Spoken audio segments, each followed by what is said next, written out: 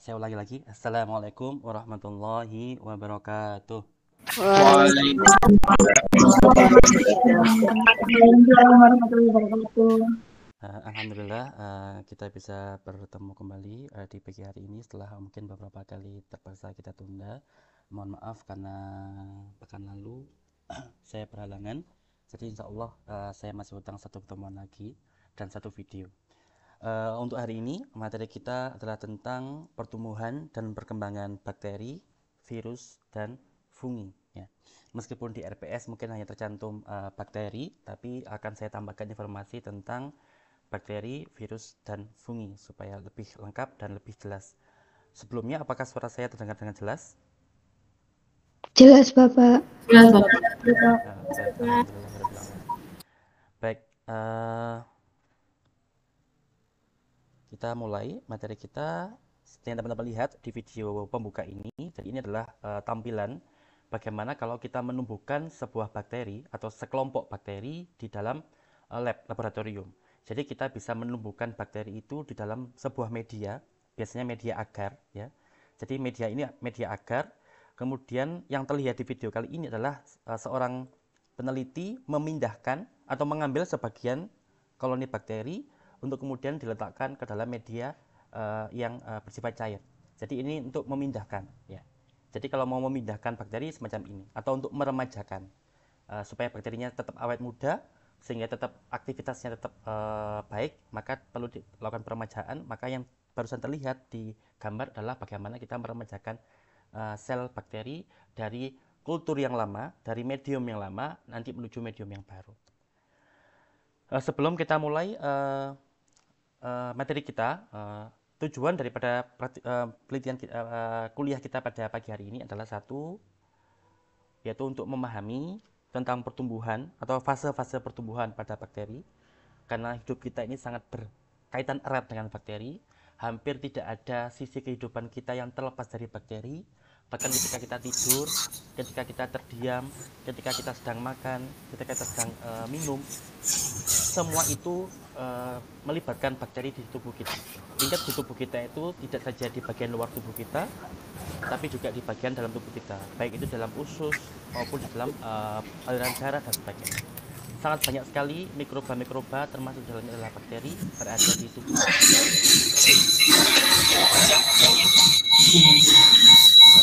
Ngapunten, mungkin Mbak admin bisa memute suara yang bocor ya. Terima kasih. Kemudian tujuan yang kedua yaitu untuk menjelaskan, semoga teman-teman nanti setelah perkuliahan ini teman-teman bisa menjelaskan bagaimana tahapan replikasi atau bagaimana sih virus itu bereproduksi. Kita tahu bahwa virus itu kan tidak dimasukkan sebagai golongan makhluk hidup. Banyak ilmuwan yang menyatakan bahwa virus itu bukan makhluk hidup. Mengapa? Karena virus itu tidak bisa hidup kecuali dia harus berada di dalam tubuh inang. Baik inangnya berupa sel hewan, baik inangnya berupa sel manusia, maupun berupa sel tumbuhan. Maka dalam konteks ini, virus tidak bisa dianggap sebagai makhluk hidup. Saya ulangi lagi, kenapa? Karena virus untuk bisa hidup perlu numpang, perlu memanfaatkan tubuh inangnya. Sehingga virus tidak bisa dinyatakan sebagai makhluk hidup. Namun beberapa ilmuwan membuktikan bahwa ada beberapa virus yang ternyata dia itu bisa hidup kendati pun tanpa inang. Oleh karena itu dalam konteks ini ada beberapa virus yang masuk kategori makhluk hidup. Tapi sebagian besar virus tidak bisa dikategorikan sebagai makhluk hidup. Namun dalam kaitannya ini akan saya terangkan tentang virus. Mengapa? Karena seringkali kita itu salah atau seringkali menganggap bahwa virus itu sama dengan bakteri. Terutama bagi kalangan awam itu masih seringkali menyatakan bahwa oh ada penyakit yang disebabkan oleh virus, itu kita bilang sebagai oh ini disebabkan oleh bakteri, oleh kuman. Nah, itu perlu kita luruskan kesalahannya. Oleh karena itu dalam konteks materi hari ini yang mana seharusnya kita membahas tentang bakteri saja, tapi saya sertakan pula tentang virus. Kemudian berikutnya adalah semoga nanti di akhir perkuliahan ini rekan-rekan sekalian juga bisa mendeskripsikan bagaimana pertumbuhan dan perkembangan fungi. Ya. Saya yakin teman-teman tahu apa itu fungi, apa perbedaan antara fungi dengan virus dan fungi dengan bakteri. Tapi teman-teman bisa lihat di sini saya cantumkan kata-kata development. Kalau pada bakteri tadi hanya kita membahas tentang pertumbuhan saja, sedangkan kalau pada fungi kita membahas tentang development. Mengapa? Karena fungi itu organisme yang tidak bersel tunggal. Berbeda dengan bakteri. Bakteri tadi kan organisme yang selnya tunggal. Ya udah satu sel saja, yaitu bakteri. Tapi kalau pada fungi, dia itu organisme yang bersel banyak. Ya. Mungkin nanti ada organisme fungi yang dia itu selnya tunggal, yaitu seperti ragi. Teman-teman tahu mungkin raginya apa? Raginya roti. Ya. Itu adalah yeast. Ya. Yeast itu adalah organisme bersel tunggal eukariotik. Nanti kita bahas.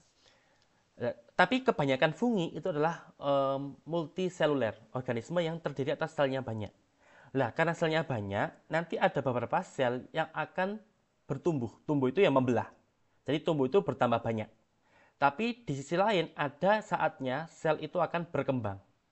Berkembang itu berarti berbeda fungsinya, yaitu bertumbuh dengan fungsi yang berbeda. Sebagaimana kalau teman-teman ingat, mungkin saya pernah contohkan di kelas, bahwa dulu kita itu berasal dari sel telur ibu kita yang dibuahi oleh sel sperma daripada ayah kita.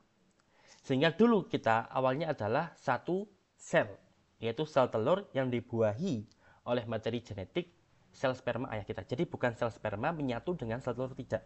Tapi materi genetik dari sel sperma itu membuahi sel telur.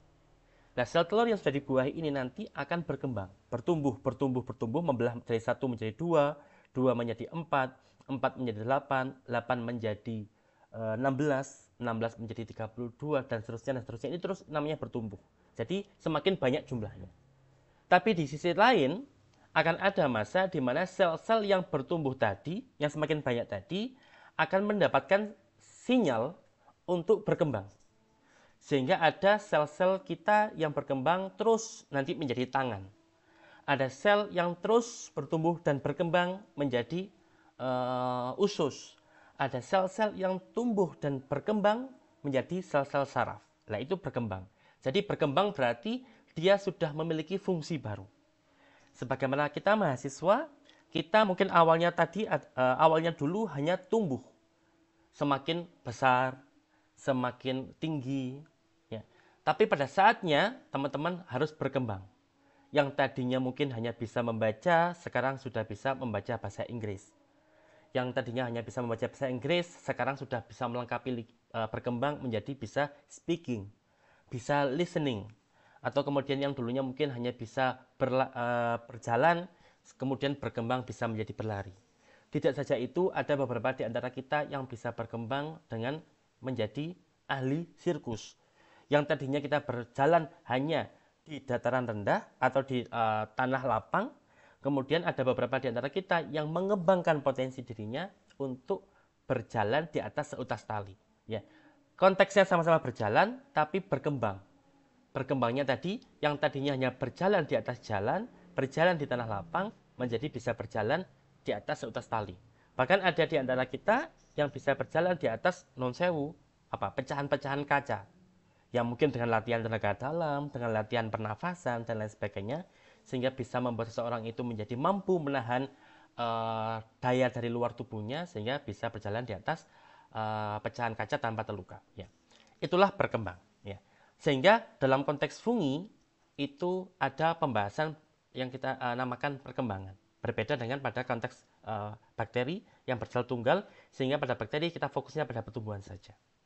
Ini 3 tujuan yang ingin kita capai dan semoga bisa kita capai di akhir perkuliahan kita nanti.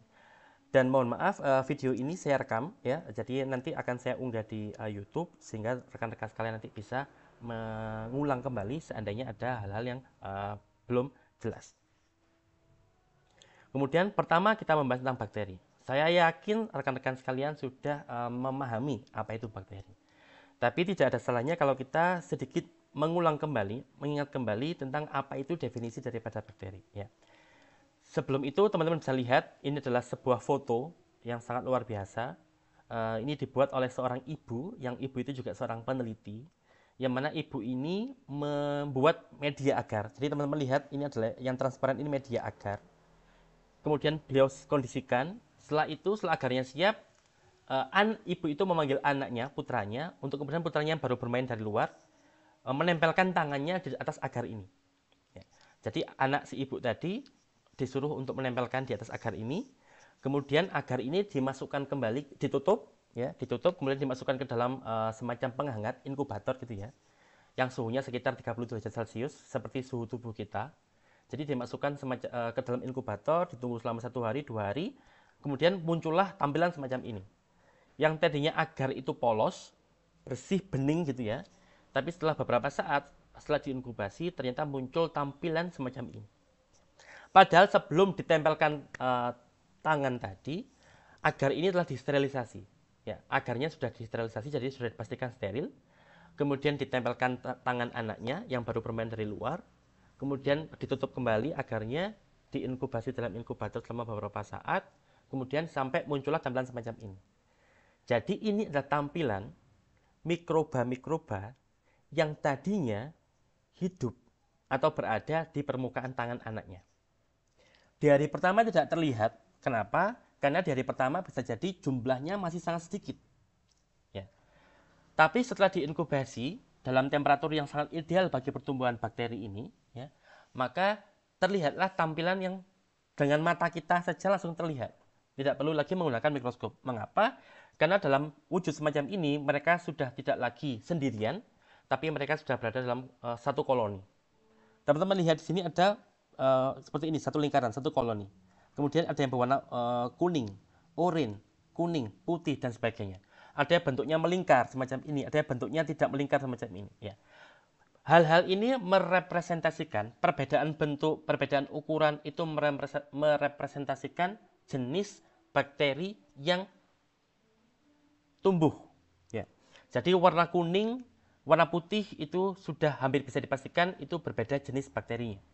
Kemudian kalau kita lihat di sini, ini terlihat seperti bukan bakteri, karena teman-teman lihat ada seperti rambut-rambutnya. Kemungkinan ini adalah yeast atau ragi. Sedangkan kalau yang lingkaran itu adalah bakteri. Biasanya seperti itu, meskipun tidak selalu seperti itu. Perlu kita tinjau ulang. Tapi kita lihat di sini, teman-teman lihat ada berbagai macam, ada banyak sekali koloni, sehingga asumsinya adalah di tangan si anak tadi, yang kalau kita lihat telapak tangannya itu bersih, sebenarnya tinggal atau sudah hidup di sana bakteri-bakteri yang sedemikian banyak. Dan bisa jadi tidak hanya bakteri saja, tapi juga bisa jadi ada fungi ya, atau fungi. Ya. Jadi inilah misteri tubuh kita. Dan percayalah teman-teman, di permukaan kulit kita itu juga banyak sekali bakteri yang semacam ini, yang tidak bisa dilihat oleh mata kita. Karena apa? Ya mungkin karena jumlahnya mereka itu tidak banyak, atau jumlah mereka banyak tapi tidak berkoloni semacam ini. Ya. Makanya kalau teman-teman masih ingat, atau kalau saya tidak salah ingat, saya pernah menyampaikan di kelas ini bahwasanya ada seorang ilmuwan, ada kesepakatan di antara ilmuwan yang menyatakan bahwa kalau seandainya dihitung jumlah sel manusia yang menyusun tubuh kita dibandingkan dengan jumlah sel mikroba yang berada di tubuh kita, baik di permukaan kulit luar kita, di saluran pernafasan kita, di saluran pencernaan kita, di pembuluh darah kita, di usus kita, dan di rongga-rongga tubuh kita, itu kalau ditotal, maka jumlah sel mikroba itu lebih banyak dibandingkan jumlah sel manusia atau sel kita sendiri. Ya karena memang mereka sebegitu luar biasanya kemampuan mereka untuk hidup di berbagai macam area. Lebih-lebih kalau kita berbicara dengan konteks suhu tubuh kita yang biasanya mungkin berkisar dari 37 derajat Celcius, 36 derajat Celcius, itu merupakan suhu yang ideal bagi bakteri ataupun bagi beberapa jenis fungi untuk tumbuh dan berkembang. Contoh lain, ini adalah tampilan lain dari ibu yang sama, dia membuat model yang sama, ya. Kemudian kita lihat sekilas ada perbedaan koloni-koloninya. Jadi ini bisa jadi tangan si anak itu setelah menyentuh area mana, atau mungkin si anak bermain di daerah yang mana, tentunya bermain di tempat yang berbeda juga akan membawa jenis-jenis bakteri yang berbeda, jenis-jenis fungi yang berbeda, dan seterusnya. Jadi inilah sebenarnya hidup kita. Kita hidup berdampingan dengan mereka. Syukurnya dalam kondisi sehat, imun kita cukup kuat sehingga keberadaan mereka tidak membahayakan bagi kita. Bahkan beberapa bakteri seperti E. coli itu membantu pencernaan kita.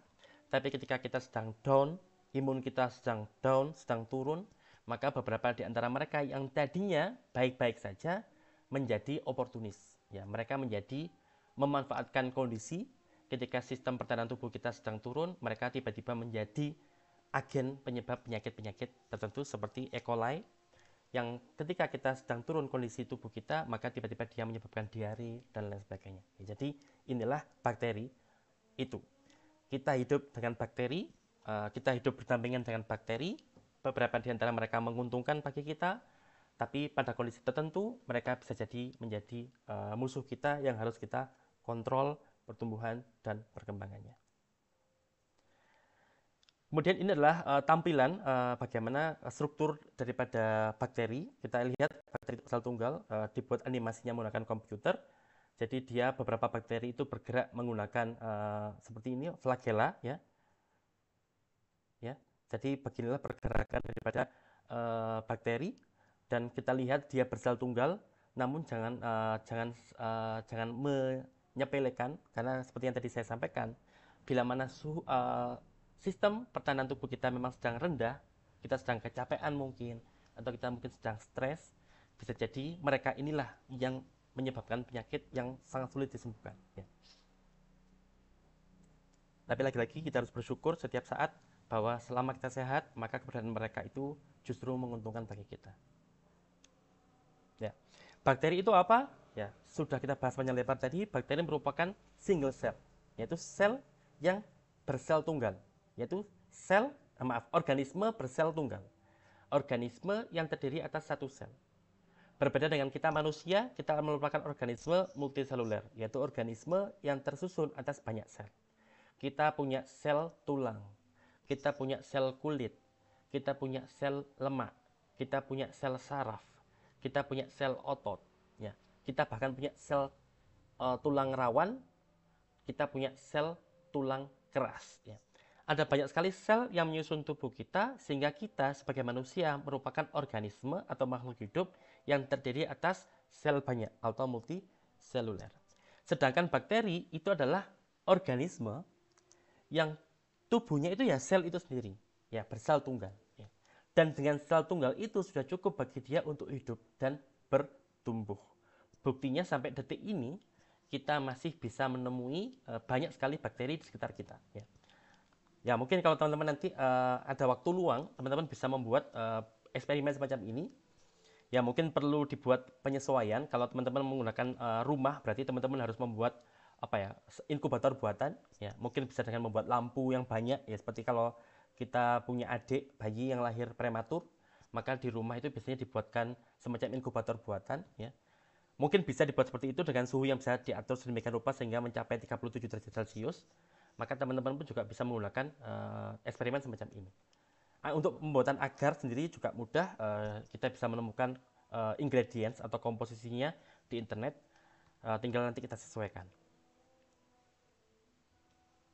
Nah, kemudian bakteri itu bereproduksinya dengan cara asexual, ya. Dia dengan cara membelah. Jadi dari satu sel menjadi dua, dua nanti menjadi empat, empat menjadi 8 dan seterusnya dan seterusnya. Kemudian dalam konteks akademik, para ilmuwan telah membagi fase-fase pertumbuhan bakteri itu kurang lebih menjadi 4. Ya.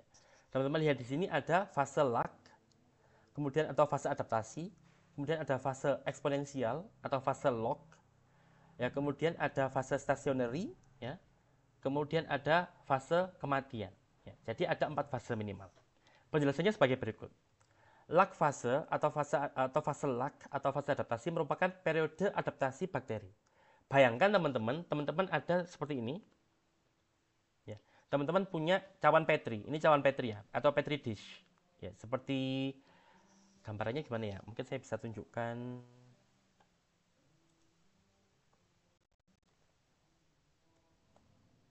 Ya. Apakah teman-teman melihat Google yang sedang saya buka? Halo? Iya, Bapak. Ya, Kelihatan. Baik, ini adalah tampilan petri dish. Jadi teman-teman bayangkan petri dish semacam ini, teman-teman isi dengan agar, kemudian kita inkubasi agarnya supaya agarnya itu mengeras, ya. Setelah mengeras, maka kita bisa menanam, mulai menginokulasi atau memasukkan kultur bakteri yang ingin kita tumbuhkan. Ya. Jadi bayangkan, maka di tahapan awal pastinya petri dish tadi atau agar tadi itu hanya berisi sedikit bakteri saja. Karena masih awal. Sehingga karena di awal bakteri itu tumbuh sebenarnya, tapi tumbuhnya itu tidak terlalu signifikan. Tidak terlihat. Ya dari 1 menjadi 2, 2 menjadi 4, 4 menjadi 8, 8 menjadi 16. Jadi dia tumbuh, tapi tumbuhnya itu tidak signifikan. Kenapa? Karena bakterinya masih beradaptasi, satu. Yang kedua, pertumbuhannya atau pembelahan dirinya itu masih sangat terbatas. Mengapa kok terbatas? Karena sel awalnya juga jumlahnya terbatas. Saya ulangi lagi. Bayangkan kalau di titik awal sel bakterinya berjumlah 1000. Maka ketika sel ini membelah pertama kali, berapa sel yang dihasilkan? 2000 sel. Langsung kelihatan. Karena sel awalnya sudah banyak 1000. Tapi kalau kita bayangkan bahwa di titik awal tadi, baru kita masukkan bakteri sedikit, maka bakteri itu akan terus membelah, tapi pembelahannya itu masih terbatas. Sehingga kalau kita buatkan kurvanya, itu masih semacam landai. Tapi dia tetap tumbuh, dia tetap membelah. Kemudian ketika dia sudah mulai beradaptasinya sudah sempurna, dia sudah mulai nyaman dengan tempat tinggalnya, dia sudah mulai nyaman dengan banyak temannya, maka dia akan terus membelah lagi, dan membelahnya itu terjadi dengan sangat cepat, eksponensial. Ya. Fase log. Ya, sehingga garisnya semacam ini.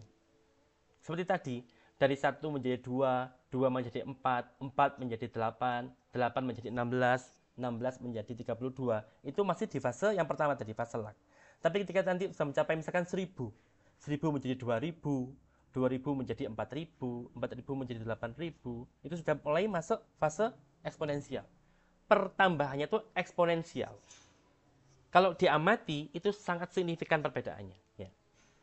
Kemudian nanti ketika dia sudah tumbuh terus sehingga dia mencapai titik tumbuh yang maksimal, karena tentunya semakin banyak jumlah sel, maka jumlah makanan pun semakin diperebutkan. Lama-lama makanan yang tersisa semakin terbatas, maka ketika jumlah sel sudah semakin banyak, sedangkan di sisi lain makanannya semakin terbatas, maka sel sudah mulai akan memperlambat pertumbuhannya. Tidak lagi membelah. Tapi diam saja. Mulai beberapa sel akan mati karena nggak dapat makanan. Kemudian mati. Maka sel itu akan memasuki fase kematian. Jadi di fase stasionari ini mulai terjadi kompetisi makanan. Ya, sel sudah semakin banyak, sedangkan jumlah pakan semakin menurun, menipis, sehingga dia tidak lagi tumbuh terus, tapi dia sudah mulai fokus untuk mempertahankan kehidupannya dengan mengurangi metabolisme tubuhnya, dengan mengurangi proses-proses kimiawi dalam tubuhnya. Ya, dia fokus untuk bertahan hidup. Lama-lama ada beberapa sel bakteri yang tidak mampu bertahan hidup sehingga dia mati, sehingga lama-lama jumlah selnya pun akan semakin menurun seiring dengan jumlah nutrisi makanan yang semakin menipis jumlahnya. Inilah fase kematian. Ya, jadi seiring dengan semakin banyaknya polutan, semakin banyaknya apa ya? Kan kalau kita beraktivitas, kita itu kan menghabiskan energi, di sisi lain kita juga menghasilkan karbon dioksida. Ya. Maka keberadaan karbon dioksida ini juga menjadi sumber stres. Makanya kalau kita mungkin dikumpulkan di kelas yang kecil, di sana ada 40 mahasiswa misalkan, tidak ada AC, pintu ditutup, tidak ada jendela. Maka awal-awal kita masih bisa bernafas dengan tenang. Karena masih ada oksigen dalam ruangan itu. Lama-lama setelah 10 menit, 20 menit, 30 menit, oksigen semakin mengecil. Maka mulai terjadi kompetisi. Awal-awal kompetisinya masih kompetisi yang damai. Kita masih sama-sama diem, tahan nafas. Ya. Kemudian setelah beberapa saat kemudian sudah mulai ada teman-teman kita yang mulai berontak.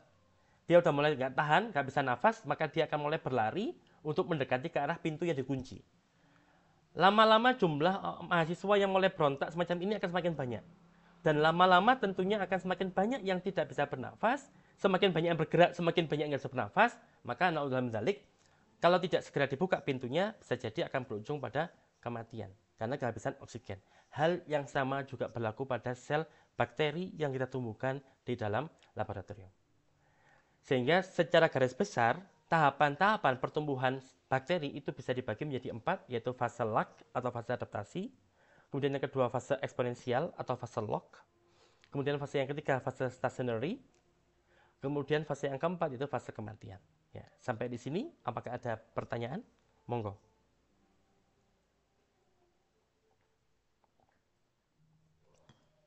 Baik. Kalau tidak ada, satu hal yang perlu teman-teman ingat bahwa dari satu bakteri untuk menjadi 2 bakteri itu tidak perlu hari. Tidak perlu hitungan hari, tidak perlu 48 jam, 72 jam tidak. Tapi mungkin biasanya hanya 30 jam cukup bagi mereka untuk bertumbuh dari yang tadinya 1 menjadi 2 dan seterusnya. Jadi pertumbuhan bakteri itu berlangsung dengan sangat cepat. Kita manusia, dari satu manusia menjadi 2 itu perlu waktu yang sangat panjang sekali. Kita lahir bayi nanti masuk periode anak-anak, masuk periode dewasa, kemudian nanti menikah nanti kemudian hamil, kemudian setelah hamil nanti kemudian perlu waktu 9 bulan. Setelah 9 bulan baru bisa bertumbuh dari 1 menjadi 2. Kemudian nanti setelah lahir nunggu lagi bertahun-tahun bahkan puluhan tahun untuk bisa bertumbuh kembali. Itulah pada manusia, perlu waktu puluhan tahun. Tapi pada bakteri itu terjadi hanya dalam hitungan jam saja. Berikut ini saya putarkan video, jadi kita lihat dan sambil nanti akan kita bahas. Meskipun video tadi kurang lebih sudah saya jelaskan di penjelasan yang barusan. Prokaryotic cell reproduces by dividing, creating 2 identical cells. This process is called cell division or binary fission. The rate of replication varies between different types of bacterial cells.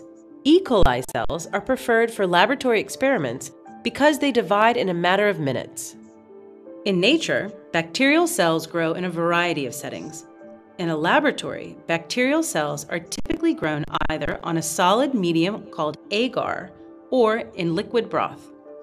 Bacterial cells that replicate on a solid surface pile on top of other cells, forming a visible spot or colony. Bacterial cells that replicate in liquid culture will float, giving the culture a cloudy or turbid appearance. For cell reproduction to occur, cells need to have the right nutrients, acidity, temperature, oxygen, and moisture.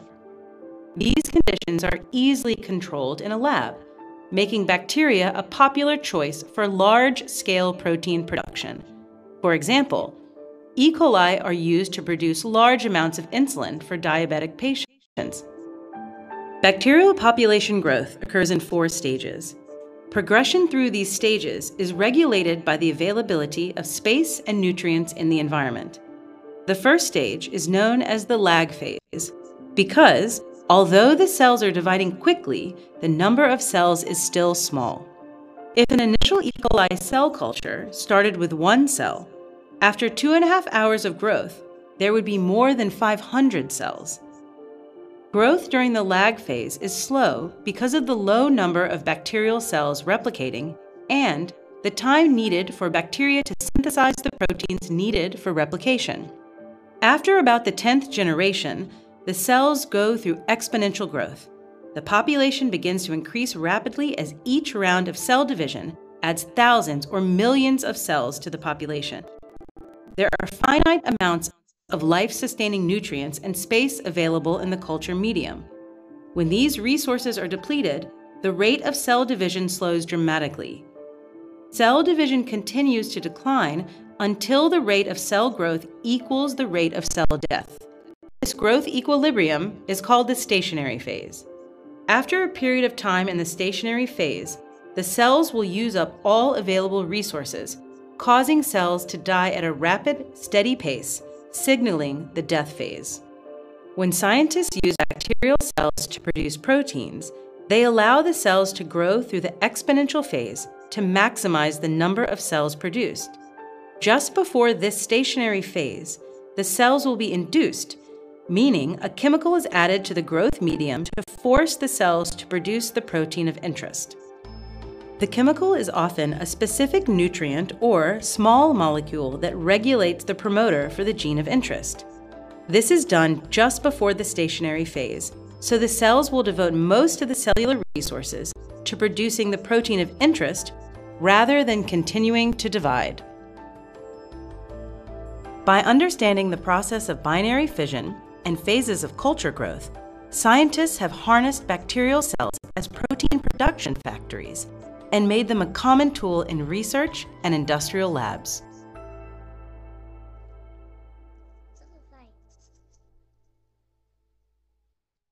Ya, baik, akan saya ulang lagi videonya, kemudian akan saya potong-potong sambil nanti akan saya terangkan. Baik, kita mulai. Prokaryotic cell reproduces by dividing, creating two identical cells. This process is called cell division, or binary fission. The rate of replication. Ya. Jadi, sebentar. Varies. Prokaryotic cell. Ini adalah tampilan skematis daripada struktur tubuh bakteri. Ya, saya yakin teman-teman sudah pernah belajar ketika SMA. Tapi alasan mengapa kok bakteri itu disebut sebagai organisme prokaryotik adalah karena teman-teman lihat di sini. Di sini ini adalah materi genetik daripada bakteri. Kita manusia punya DNA, tapi DNA kita itu disimpan di dalam nukleus atau inti sel. Sehingga ada pemisahan antara sitoplasma, cairan seluler, dengan nukleus oleh membran nukleus. Jadi ada membran sel pada kita ya, pada sel manusia maupun sel hewan besar. Kita punya membran plasma, kemudian di dalamnya ada sitoplasma, kemudian di dalamnya lagi ada membran nukleus, kemudian ada lagi nukleoplasma. Dan DNA kita itu disimpan di dalam nukleus ya, atau tepatnya di nukleoplasma.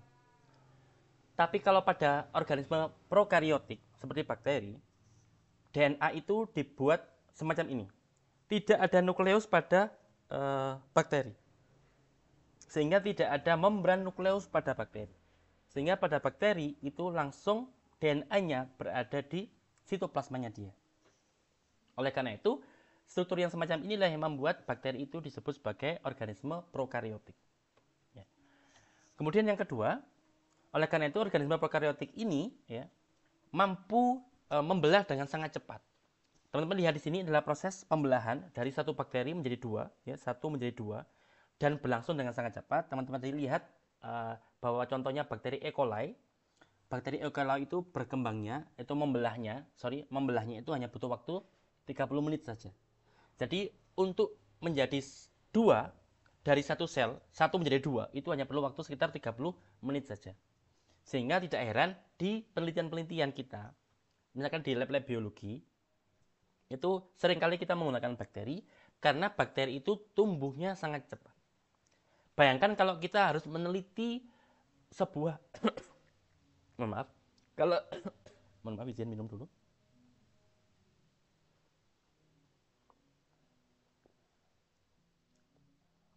Bayangkan, misalkan kita adalah orang biologi atau orang-orang yang bekerja di bidang biofisika.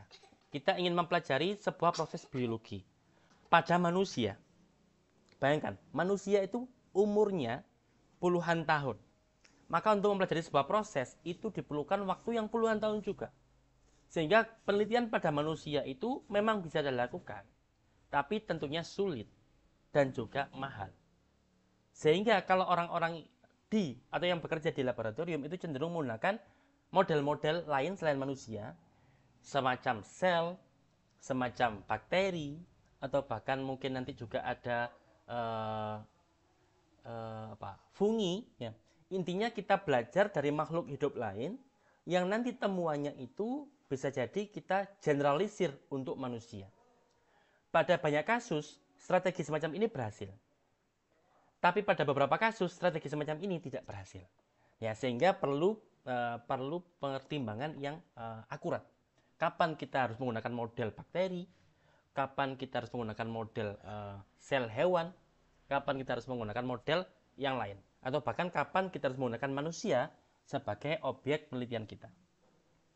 Sebagai contoh, kalau teman-teman ingin mengembangkan sebuah obat baru, yang mana obat ini nanti akan digunakan pada manusia, maka tahapan-tahapan awal penelitian obat itu harus menggunakan sel hewan dulu. Ya, entah itu menggunakan sel tikus, atau menggunakan sel manusia yang sudah dikondisikan sedemikian rupa sehingga sel manusia ini bisa tumbuh dengan aman di media agar semacam tadi, ya, atau di media cair.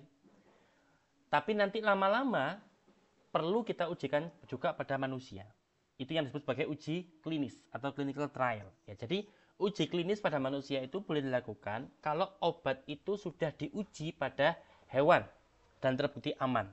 Udah dicoba di hewan yang lebih besar, misalkan tadinya tikus aman, dicoba ke monyet aman. Tadi monyet dicoba ke babi aman. Baru nanti boleh dicoba ke manusia. Karena kalau langsung dicoba ke manusia, itu resikonya berbahaya dan juga dianggap melanggar etika atau bioetika. Sehingga ada tahapan-tahapan yang sangat banyak sekali yang harus ditempuh oleh sebuah perusahaan bila mana perusahaan itu ingin mengembangkan sebuah obat. Beruntunglah kita ini kan hanya pengguna obat. Ya, kita mau sakit pilek, obatnya sudah ada. Kita sakit berbagai macam jenis penyakit, sejauh ini sudah ada jenis obatnya. Dan kalau kita ingin tahu proses pembuatan obat itu tentunya sangat ribet sekali. Ya. Kembali ke topik kita. Ini adalah tampilan bakteri dan struktur bakteri. Kita lihat di sini adalah flagelanya dia, bagaimana dia bergerak. Bakteri karena dia bersel tunggal, maka tidak perlu bagian-bagian tubuh yang besar-besar untuk membuat dia bergerak. Cukup bantuan silia-silia atau kemudian flagela semacam ini membuat dia cukup untuk bergerak. Cell reproduces by dividing, creating two identical cells. This process is called cell division, or Ya, dari satu sel menjadi dua sel disebut sebagai pembelahan sel atau cell division atau binary fission. binary fission. Ya, makanya tadi di slide sebelumnya kita tunjukkan bahwasannya bakteri itu bereproduksi dengan secara aseksual, ya, melalui proses disebut sebagai binary fission atau cell division atau pembelahan sel. Jadi dari satu sel bertumbuh menjadi dua sel yang identik. Fission. The rate of replication varies between different. Ya. Dan teman-teman lihat menggunakan kurva perbandingan semacam ini, kita lihat di sumbu X-nya ini adalah sumbu X adalah waktu, ya. Kemudian sumbu Y adalah jumlah sel bakterinya, maka jenis bakteri yang berbeda memiliki laju pembelahan yang berbeda juga atau durasi waktu pembelahan yang berbeda juga. Types of bacterial cells. E. coli. Ya, kita lihat E. coli, bakteri yang sudah sangat terkenal, dia untuk membelah dari 1 menjadi 2, 2 menjadi 4, 4 menjadi 8 itu hanya perlu waktu sekitar 30 menit saja. Cells are preferred for laboratory experiments. Ya. Neisseria meningitidis itu perlu waktu yang lebih lama, yaitu sekitar 40 menit untuk bertumbuh dari 1 menjadi 2, 2 menjadi 4. Ataupun ada Geobacillus stearothermophilus, dia lebih cepat waktunya daripada E. coli, yaitu dari 1 menjadi 2, dia hanya perlu waktu sekitar 20 menit saja. Because they divide in a matter of minutes. In nature, bacterial cells grow in a variety. Di dalam alam, bakteri itu bisa tumbuh dimanapun, bahkan ada bakteri yang bisa tumbuh di suhu 70 derajat Celcius, ya, di kawah panas, di sumber-sumber air panas, itu juga ada bakteri-bakteri yang dia bisa tahan di sana. Makanya ada sebuah teknik dalam biologi itu adalah teknik namanya PCR. Jadi PCR itu adalah teknik di mana kita itu bisa mengcopy DNA yang kita peroleh dengan jumlah kecil, itu bisa kita copy, perbanyak. Ya, jadi kita copy menggunakan PCR. Siapa yang mengcopy? Kita gunakan enzim, yang enzim itu berasal dari organisme yang tumbuhnya di tempat yang ekstrim tadi. Mengapa? Karena untuk bisa mengcopy DNA itu perlu diurai terlebih dahulu. Kita tahu DNA kita kan bentuknya adalah double helix. Jadi ganda berpilin. Nah, kalau kita mau mengcopy, itu perlu kita buka dulu ikatannya. Ya, mohon maaf. Kita perlu urai dulu menggunakan suhu panas, ya, temperatur tinggi untuk mengurai DNA. Baru setelah itu kita copy DNA-nya. Nah, sehingga untuk bisa mengcopy kita perlu enzim yang enzim itu stabil di suhu panas. Ya. Sehingga kita gunakan enzim yang berasal dari organisme bakteri yang tinggalnya di daerah yang sangat ekstrim tadi. Ya. Tapi secara umum bakteri itu memang rentang kehidupannya sangat luas sekali. Ada yang tinggal di dalam tubuh manusia, ada yang tinggal di tanah, ada yang tinggal dalam misalkan di serangga, kemudian di dalam air tenang, air payau, air tawar, air laut, bahkan dalam tubuh kita juga ada banyak sekali mikroba-mikroba termasuk bakteri. Variety of settings. In a laboratory, bacterial cells are Kalau teman-teman ingin, mungkin teman-teman sudah pernah melakukan ketika SMA, ya, maka bakteri itu bisa ditumbuhkan dengan menggunakan bantuan media agar. Ya. Jadi agar itu bentuknya berarti padat, tapi pada kondisi tertentu, pada kondisi tertentu kita juga bisa menggunakan media cair semacam ini. Jadi media cair semacam ini itu perlu kita goyang-goyangkan. Jadi ini adalah shaker, ya, shaker itu menggoyang-goyangkan supaya bakterinya tetap tumbuh, tidak sampai menggumpal, dan bakterinya itu bisa tumbuh merata. Sehingga kalau medianya media cair itu perlu kita goyang-goyang. Jadi kita masukkan ke inkubator, tapi inkubatornya itu punya shaker. are typically grown either on a solid medium called agar or in liquid broth. Bacteria Ya. Jadi ini agar hijau. Jadi agar berbeda warna berarti berbeda kandungannya. Ya. Jadi masing-masing bakteri itu kadang-kadang memerlukan kandungan agar yang berbeda. Karena ingat bahwa bakteri itu sama dengan kita, dia punya preference, dia punya makanan apa yang mereka sukai. Maka kalau di media agar mereka diberi kandungan itu, maka dia akan tumbuh secara maksimal. Kalau dia misalkan ada bakteri A yang dia itu tidak suka komposisi agar A, maka tidak bisa kita paksakan. Kita tanam di sana maka dia nggak akan tumbuh.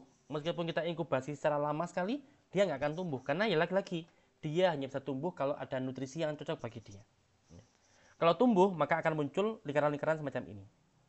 Kalau ada dua lingkaran semacam ini, bisa jadi dia adalah dua koloni yang berbeda, dua jenis bakteri yang berbeda, atau bisa jadi dia adalah bakteri dengan mutasi-mutasi yang tertentu, ya, berbeda juga. Jadi kita bisa membuat media itu bisa menjadi media tumbuh biasa atau media penseleksi. Jadi kita bisa menggunakan media berbagai macam jenis media. bacterial cells that replicate on a solid surface pile on top of other cells, forming a visible spot or Jadi kalau menggunakan media agar yang padat semacam ini, maka kalau ketika dia tumbuh, kita bisa melihatnya dengan sangat jelas. Jadi tidak perlu menggunakan mikroskop. colony. Bacterial cells that replicate in liquid culture will float, giving Sedangkan kalau bakteri yang ditumbuhkan di media cair semacam ini, maka dia akan mengambang. Oleh karena itu, supaya dia terus bertumbuh, tidak menggumpal, ya, tidak ngerumpel, ya, ngeruntel, ya, maka bakteri media broth ini, media yang cair ini perlu digoyang-goyang. giving the culture a cloudy or turbid appearance. For cell reproduction to occur, cells need to have the right nutrients. Ya, sebagaimana manusia, bakteri pun untuk tumbuh juga perlu nutrisi yang cukup. Ada pertanyaan?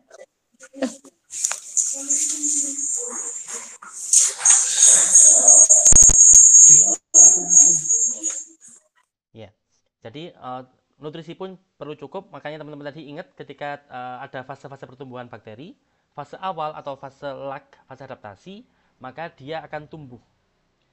Jumlahnya dari 1 menjadi 2, 2 menjadi 4, 4 menjadi 8, dan seterusnya, dan seterusnya. Kemudian nanti ketika dia mencapai fase eksponensial, maka dia akan tumbuh dengan sangat signifikan. Karena apa?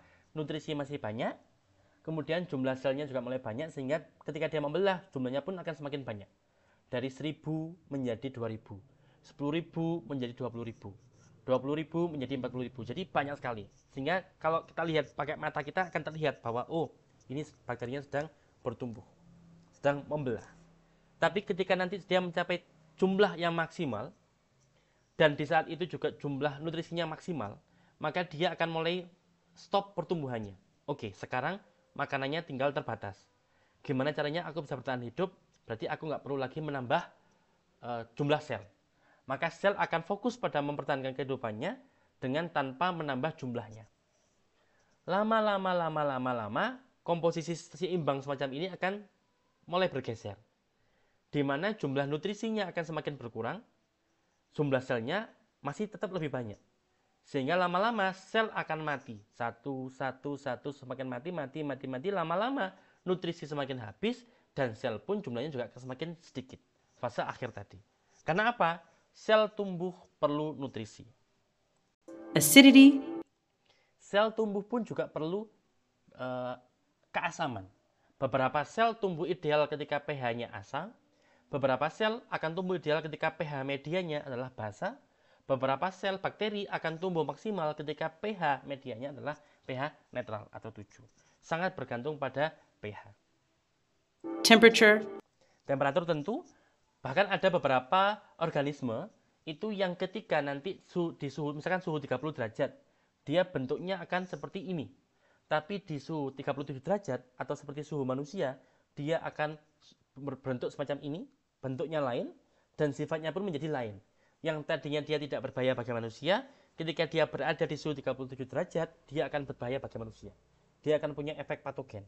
Dia akan menyebabkan penyakit tertentu. Ya, jadi sangat-sangat dipengaruhi oleh temperatur. Oxygen and moisture.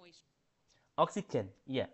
Jadi bakteri pun tumbuhnya itu perlu suplai oksigen yang konsisten. Semakin tidak konsisten oksigennya, maka semakin sulit bakteri untuk bertumbuh. Ya.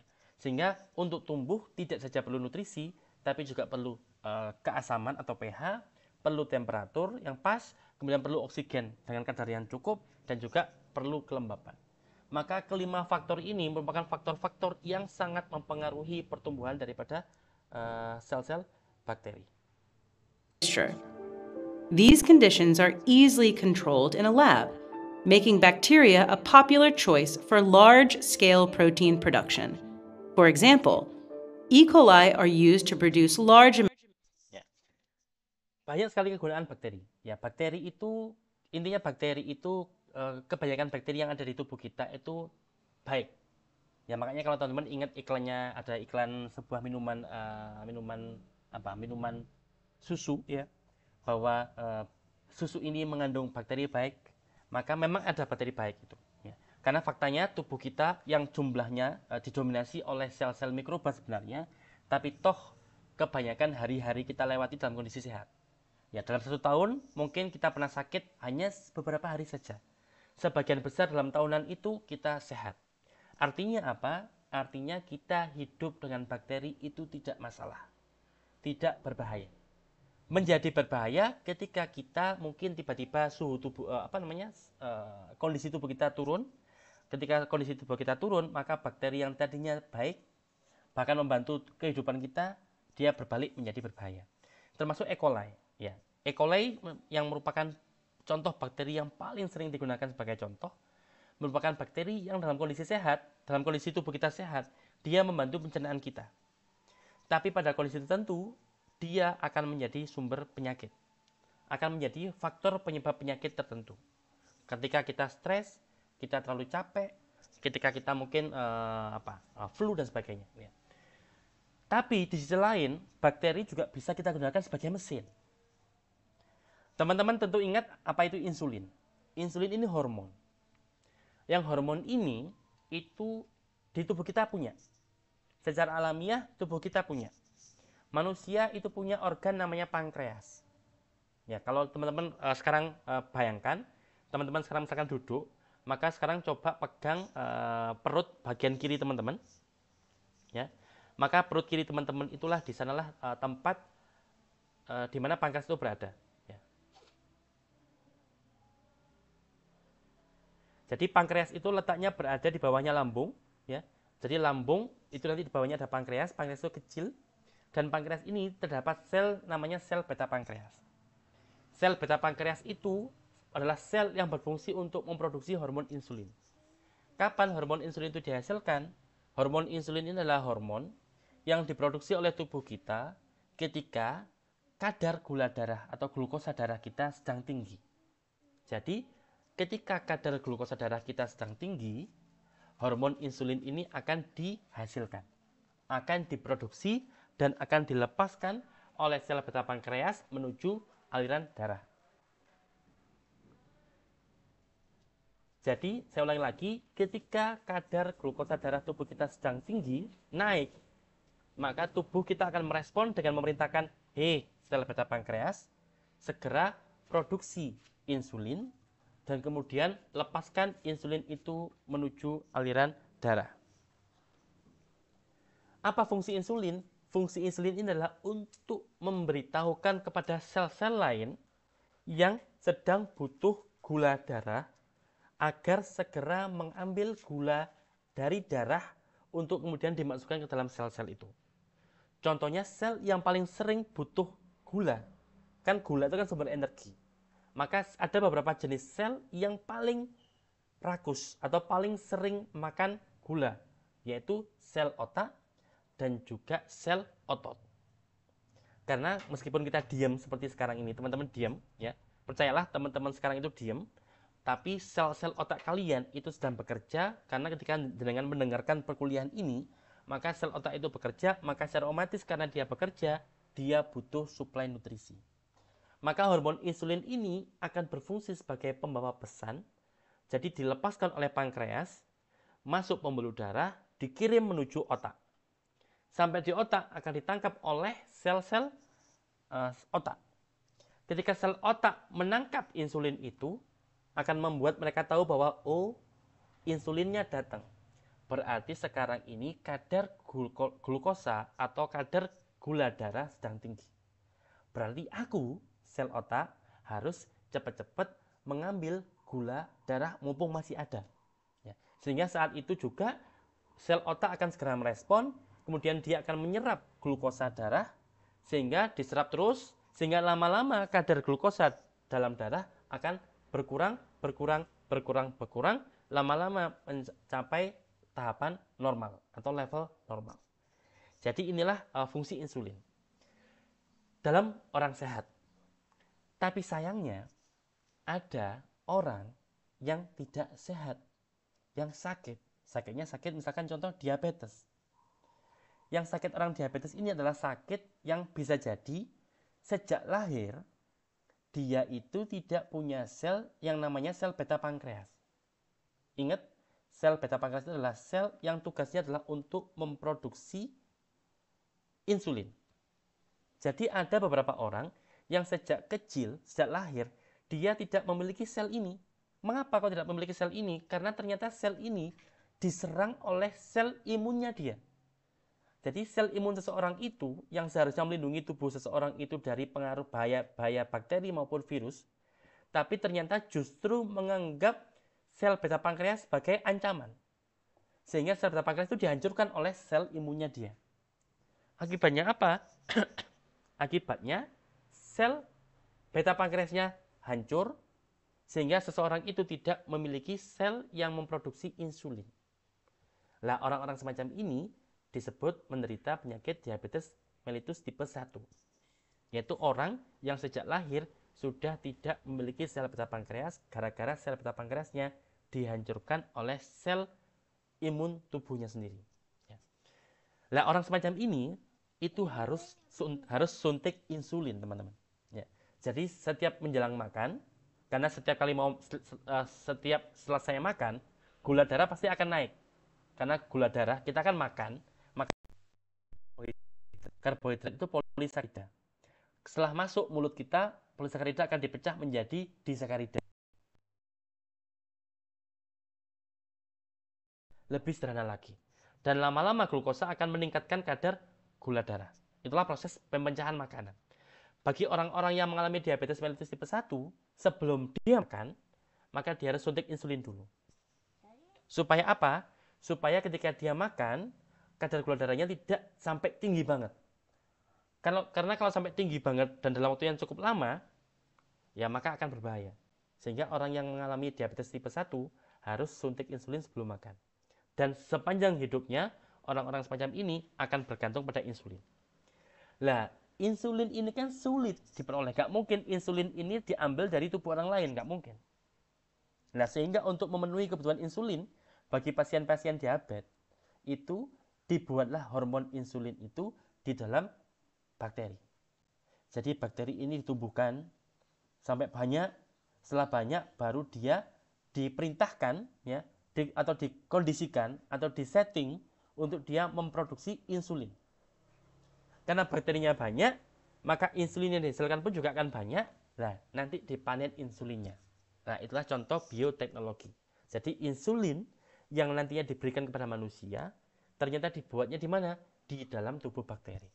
Ya, itulah proses pembentukan insulin secara bioteknologi. Lanjut. Amounts of insulin for diabetic patients. Bacterial population growth occurs in 4 stages. Progression. Ya. Nah, terus kapan bakteri itu dikode, disetting untuk menghasilkan insulin? Maka biasanya bakteri itu akan ditumbuhkan di media agar, ya, atau di media cair juga bisa, tergantung kondisinya bagaimana. Akan ditumbuhkan sampai lewat fase adaptasi, kemudian sampai dia tumbuh maksimal melalui fase eksponensial. Nah, di detik mendekati fase stationary ini, maka di sini akan ditambahkan molekul khusus, yang mana molekul khusus itu nanti akan memerintahkan bakteri yang juga sudah dikode sedemikian rupa, sudah dimodifikasi sedemikian rupa, untuk, hei bakteri, sekarang jumlahmu sudah maksimal, maka sebentar lagi segera produksi insulin. Ya. Maka di sini nanti bakteri itu akan memasuki tahapan stationary ini dengan dia memproduksi insulin sebanyak-banyaknya. Ingat, kalau bakteri itu sudah melalui tahapan ini, maka dia sudah berjumlah cukup banyak, tinggal dikasih stimulus, maka dia yang tadinya fokus untuk bertahan hidup, sekarang fokus untuk memproduksi insulin. Ya, sehingga selama fase stationary ini, dia akan fokus memproduksi insulin, kemudian insulinnya kita panen dari medianya, kemudian bakterinya nanti akan masuk fase kematian. Dan nanti kita akan bikin kultur baru, bikin media baru, bikin bakteri baru, sampai eksponensial, kita stimulus lagi, kemudian dia produksi insulin lagi, kita panen insulinnya, bakterinya mati. Kita bikin baru lagi, seterusnya dan seterusnya. Sehingga kita panen insulin banyak sekali dari bakteri. Through these stages is regulated by the availability of space and nutrients in the environment. The first stage is known as the lag phase because, although the cells are dividing quickly, the number of cells is still small. If an initial E. coli... Ya, teman melihat, di media agar ini masih kosong. Ya. Sebenarnya nggak kosong, ada bakterinya, tapi jumlahnya masih terbatas. Karena jumlahnya terbatas, sehingga meskipun dia membelah, tidak terlalu terlihat. Cell culture started with 1 cell. After 2.5 hours of growth, there would be more than 500. Ya, mulai muncul koloni-koloni semakin banyak. Mulai terlihat banyak koloni. Karena sudah semakin banyak jumlah sel yang membelah. Dari 100, 200, 200 menjadi 400, 400 menjadi 800, dan seterusnya. 100 cells.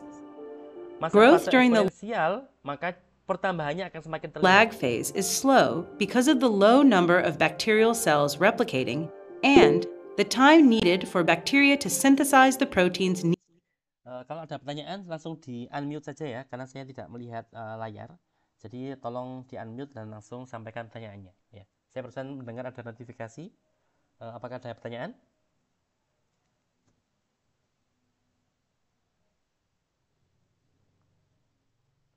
Tidak ada pertanyaan. Baik. Kalau itu kita lanjutkan. Needed for replication. After about the 10th generation, the cells go through exponential growth. The population begins to increase rapidly as ya, di titik ini sel membelah dengan sangat cepat, jumlah selnya terus bertambah, dan nutrisi di medianya masih cukup banyak, sehingga dia terus bertumbuh, hingga mencapai titik maksimalnya.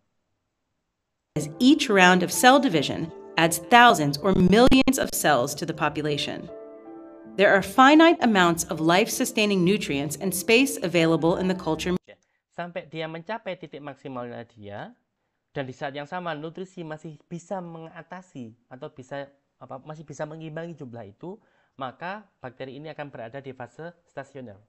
Di fase inilah kalau kita menumbuhkan bakteri untuk memproduksi hormon insulin, maka di fase inilah bakteri itu akan memproduksi insulin sebanyak-banyaknya. Sampai pada saatnya nanti ketika nutrisi di media itu semakin berkurang jumlahnya, semakin menipis, maka sel sudah mulai akan memasuki fase kematian. Medium. When these resources are depleted, the rate of cell division slows dramatically. Cell division continues to decline until the rate of cell growth equals the rate of cell death.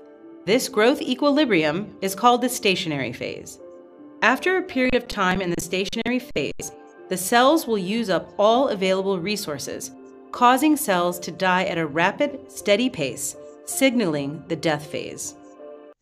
Ya, jadi teman-teman bayangkan bahwa proses semuanya ini itu berlangsung kurang lebih hanya sekitar 30 menit bagi E. coli. Ya. Satu E. coli itu membelahnya hanya perlu waktu 30 menit. Jadi bayangkan dalam waktu satu hari itu berapa menit? Satu hari itu ada ribuan menit. Maka dalam satu hari kita bisa melewati beberapa siklus kehidupan E. coli. Maka kalau kita ingin memproduksi insulin, maka tentunya dalam waktu satu hari kita bisa mendapatkan insulin yang banyak hanya dalam kurun waktu yang sangat singkat. Bayangkan dibandingkan dengan masa lalu kalau kita ingin memproduksi insulin, kita harus ambil dari tubuh manusia lain untuk kita suntikan ke tubuh manusia yang lainnya. Ya. Sangat lama, sangat berat, dan sangat tidak etis. Ya. Tapi dengan bioteknologi yang berkembang saat ini, kita bisa memodifikasi kondisi sedemikian rupa sehingga kita pun bisa memanen insulin dari bakteri E. coli untuk nantinya digunakan kepada manusia. Ya. Jadi kita bisa menyelamatkan nyawa seseorang menggunakan produk daripada pertumbuhan bakteri E. coli. Ya. Jadi inilah kehebatan. When scientists use bacterial cells to produce proteins, they allow the cells to grow through the exponential phase to maximize the number of. Ya. Baik. Proses pertumbuhan dan juga fase-fase pertumbuhan pada bakteri. Sekarang kita membahas sedikit faktor-faktor yang mempengaruhi pertumbuhan bakteri. Tadi sudah kita singgung. Permisi Pak, suaranya belum terdengar. Mulai kapan? Sebentar ya Mas ya. Kenapa ini?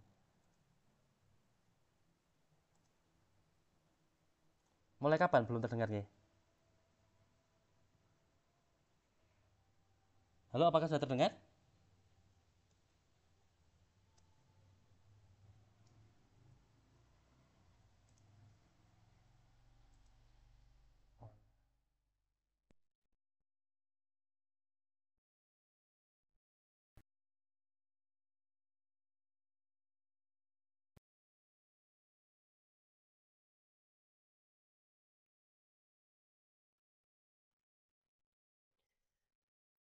Baik, sekarang kita lanjutkan. Apakah suara saya masih terdengar? Terdengar Bapak. Baik. Kalau begitu sekarang kita lanjutkan dengan faktor-faktor apa saja yang mempengaruhi pertumbuhan bakteri. Ya. Teman-teman lihat di sini ini adalah tampilan, mungkin teman-teman familiar dengan tampilan semacam ini. Kalau misal teman-teman punya roti tawar, ya, kemudian teman-teman biarkan sampai beberapa hari sampai melewati masa kadaluarsanya, maka biasanya akan muncul tampilan-tampilan semacam ini. Bisa jadi dia bakteri, bisa jadi dia adalah jamur. Ya, nanti akan kita bahas tentang jamur. Tapi bakteri, begitu pula mikroba-mikroba yang lain, itu sangat tergantung pada temperatur. Misalkan, mengapa kok disimpan di kulkas itu membuat makanan lebih awet? Jawabannya adalah karena pada suhu kulkas, yaitu yang sekitar 4 derajat Celcius itu, beberapa bakteri itu tidak bisa tumbuh secara maksimal. Dia tumbuh, tapi tumbuhnya itu sangat terbatas, pelan-pelan. Maka makanan yang disimpan di kulkas itu lebih lama basinya. Tapi ketika kita keluarkan makanan itu dari kulkas dan kita taruh di suhu ruangan, maka makanan itu akan cepat basi. Ya. Kenapa? Karena di suhu ruangan, bakteri-bakteri yang membuat makanan itu basi tumbuh dengan lebih cepat. Sehingga di sini kita simpulkan bahwasanya temperatur itu sangat mempengaruhi pertumbuhan bakteri. Bahkan pada beberapa bakteri yang berbahaya atau beberapa bakteri yang bisa menimbulkan penyakit yang kita sebut sebagai bakteri patogen, biasanya mereka itu tumbuh dengan maksimal pada kisaran suhu 37 derajat Celcius. Yang mana suhu ini adalah rentang suhu tubuh kita ketika kita dalam kondisi sehat. Kemudian pH. Pada beberapa kasus atau pada sebagian besar kasus, pH netral itu adalah pH yang ideal bagi pertumbuhan bakteri. Ada beberapa bakteri yang dia membutuhkan pH asam, pH rendah untuk dia tumbuh, tapi sebagian besar, mayoritas bakteri itu tumbuh pada pH netral atau pH sekitar 7. Nutrisi, seperti manusia, bakteri pun tumbuh memerlukan bahan makanan. Sehingga keberadaan bahan-bahan makanan, terutama karbon, nitrogen, dan mineral itu sangat diperlukan bagi bakteri untuk bertumbuh. Maka kalau teman-teman lihat tadi di kurva pertumbuhan bakteri, di awal-awal ketika jumlah bakteri sedikit dan sumber nutrisi banyak, bahan makanan banyak, maka dia akan terus tumbuh sampai nanti masuk di titik akhir fase eksponensial. Bakteri akan terus tumbuh karena di saat itu jumlah nutrisi masih sangat banyak. Tapi ketika sudah melalui atau sudah masuk fase stationary, maka jumlah bakteri akan mulai statis, akan mulai tidak bertambah, tidak terus bertambah lagi. Kenapa? Karena bakteri sudah mulai fokus untuk bertahan hidup. Karena nutrisi sudah mulai menipis jumlahnya. Lama-lama semakin menipis, maka bakteri akan memasuki fase kematian. Ya. Semakin lama jumlah nutrisi semakin turun sampai habis, maka jumlah bakteri pun juga akan semakin turun dan habis mati seiring dengan habisnya atau hilangnya nutrisi yang ada di media mereka tumbuh. Ya, jadi di sini nutrisi juga mempengaruhi pertumbuhan bakteri. Kemudian oksigen, ada beberapa bakteri yang tumbuhnya perlu oksigen, ada beberapa bakteri yang tumbuhnya tidak memerlukan oksigen. Nah, itu adalah pembahasan kita tentang bakteri. Insya Allah moga-moga tadi sebelum suaranya hilang, teman-teman sudah mendengarkan jelasan tentang bakteri. Karena saya tadi hanya mengulangi video yang tadi saya putarkan.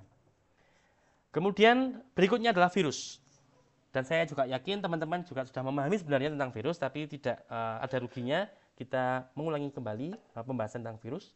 Jadi virus itu apa? Virus merupakan partikel tidak hidup. Ya, jadi dia jarang disebut sebagai makhluk hidup. Virus itu lebih sering dianggap sebagai partikel tidak hidup, yang mana untuk dia hidup, dia memerlukan tubuh sel inang. Sel inangnya bisa berupa sel manusia, bisa berupa sel tumbuhan, bisa berupa sel hewan. Ya, semuanya itu adalah sel inang. Virus bisa masuk ke dalam sel-sel inang, untuk kemudian virus nanti akan memanfaatkan tubuh sel inang untuk memproduksi bagian-bagian tubuhnya. Dan setelah bagian-bagian tubuhnya itu cukup, maka virus akan membuat sel inangnya itu mati. Namanya lytic cycle, ya. Atau beberapa virus lain itu akan memasukkan DNA-nya ke dalam DNA sel inangnya, sehingga sel inangnya nggak sadar bahwa dalam DNA-nya dia itu ada DNA-nya virus, sehingga setiap kali dia mengaktifkan DNA-nya dia, maka DNA virus yang sudah masuk di DNA-nya inang akan diperbanyak juga.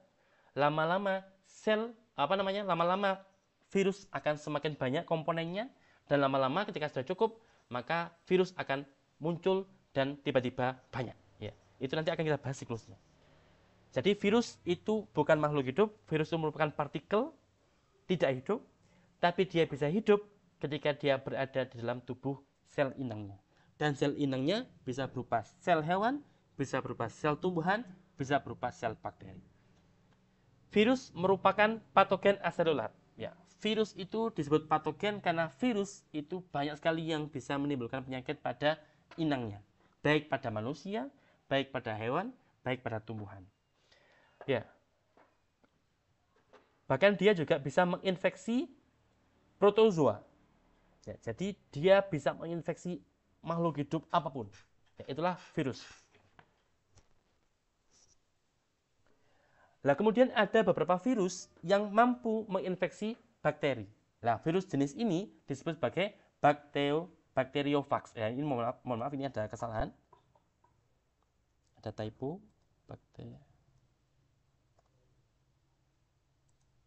Ya, bacteriophage merupakan sekelompok virus yang secara spesifik bisa menginfeksi bakteri. Ya, jadi kalau ada virus yang mampu menginfeksi bakteri disebut sebagai bacteriophage. Ya, jadi inilah definisi virus, termasuk salah satu jenis virus yang mampu menginfeksi virus memiliki nama sendiri, yaitu bacteriophage. Ya. Kemudian ini adalah struktur virus secara umum.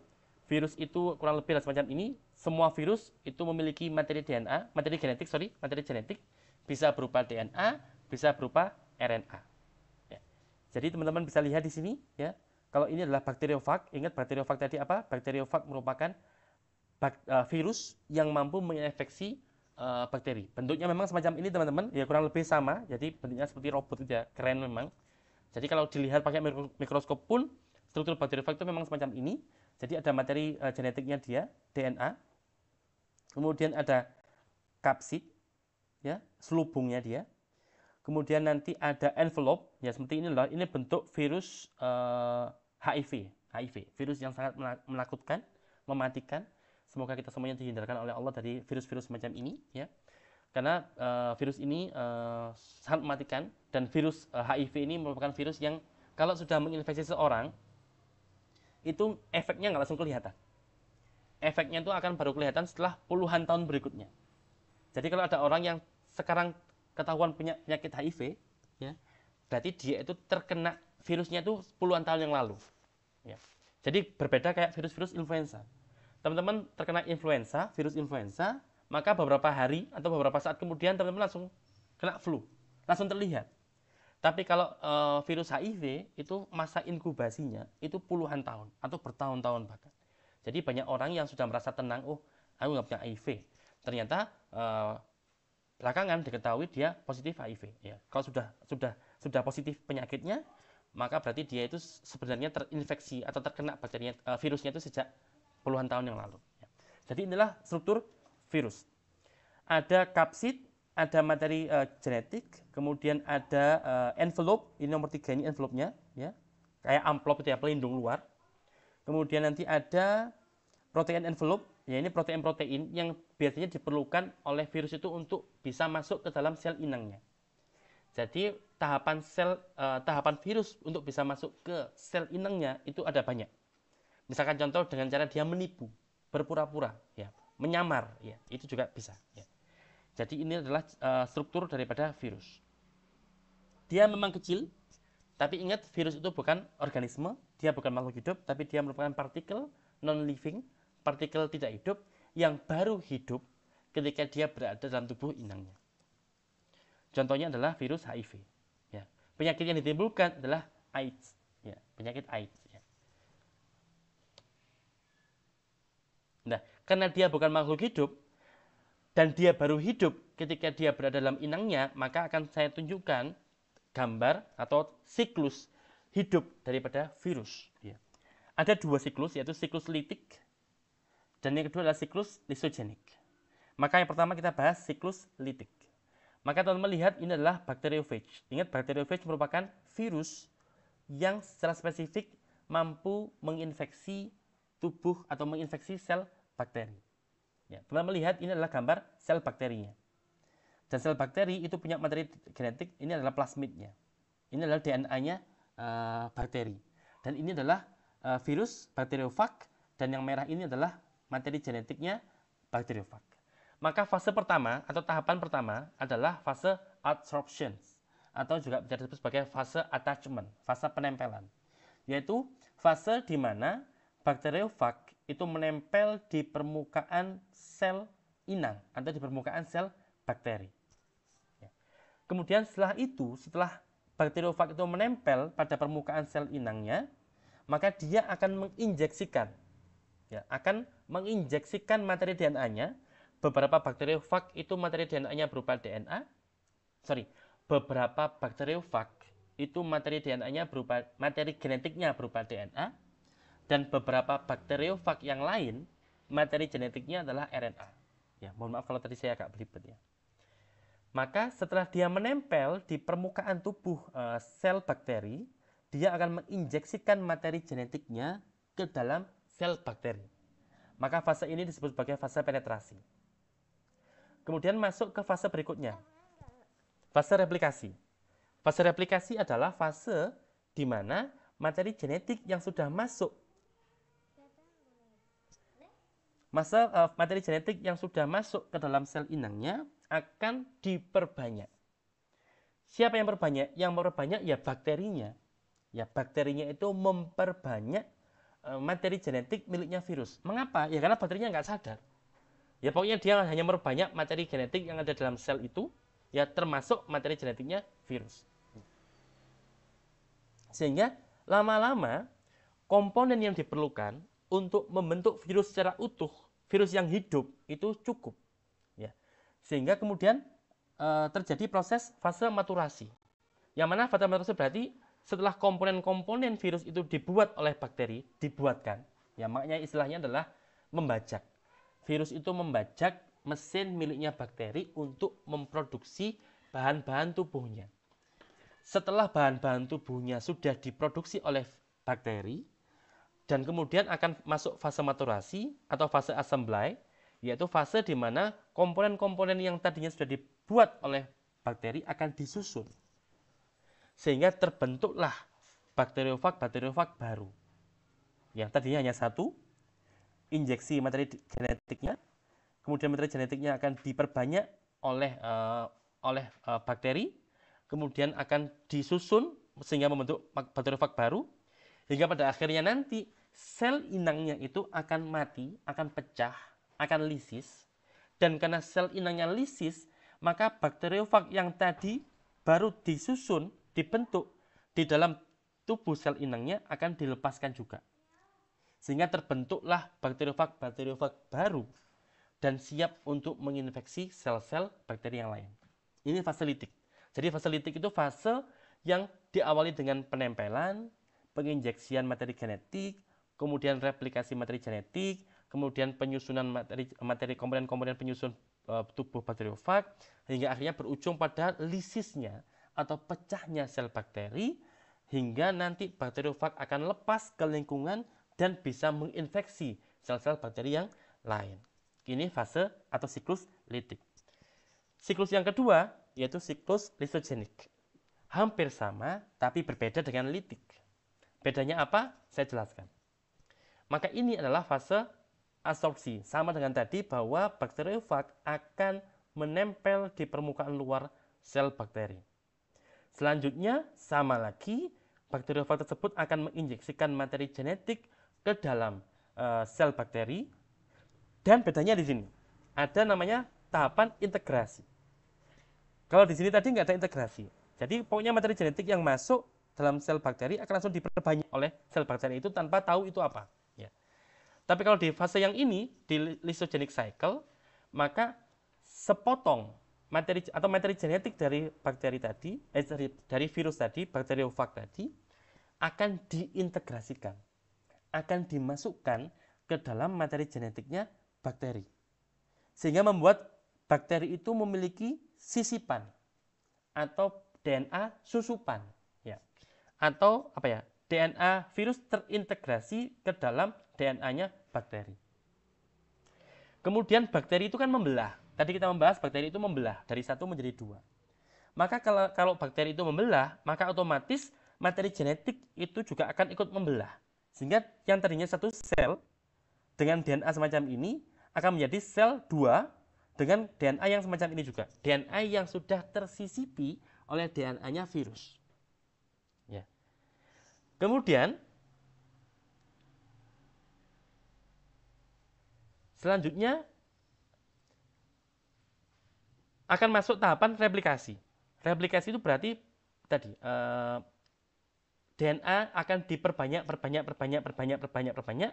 Sel bakteri yang akan diperbanyak juga akan mengakibatkan DNA virus juga akan terbanyak, perbanyak. Dan kemudian akan masuk tahapan induksi. Induksi ini ketika sel anakan, yaitu sel yang diperoleh dari hasil pembelahan sel tadi terinduksi, maka virus DNA itu akan dipisahkan. Ya, jadi setelah sel itu membelah, kemudian nanti ketika kondisinya sudah cukup, maka DNA-nya virus itu akan melepaskan diri. Ya, akan melepaskan diri dari DNA-nya bakteri. Jadi tadi numpang untuk membelah. Setelah membanyak, dia baru akan melepaskan diri. Ya, melepaskan diri, dan kemudian baru dia nanti akan disintesis. Ya, ingat DNA itu kan digunakan untuk mencetak protein. Ya, jadi komponen-komponen tubuh daripada virus itu akan dicetak oleh bakterinya.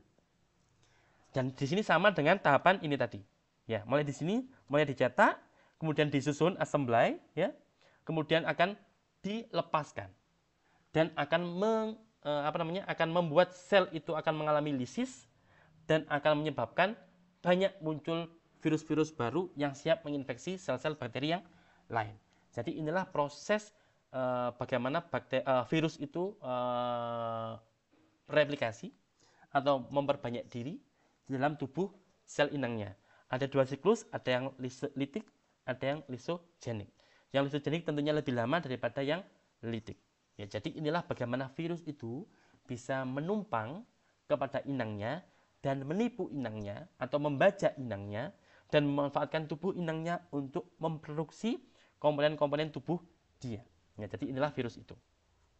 Jadi mengapa virus itu disebut sebagai partikel tidak hidup, tapi ketika berada dalam tubuh inangnya dia bisa menjadi hidup. Ya, oleh karena itu virus itu masih sering simpang siur. Ya, ada yang mengatakan dia sebagai makhluk hidup, ada yang mengatakan dia bukan makhluk hidup. Ya, karena kondisinya memang semacam ini. Yang terakhir, karena kita waktunya tinggal sedikit, ya sekarang adalah fungi, ya atau fungi, ya. Maka kita teman-teman bisa lihat, mungkin teman-teman familiar dengan ini adalah jamur kancing, ya.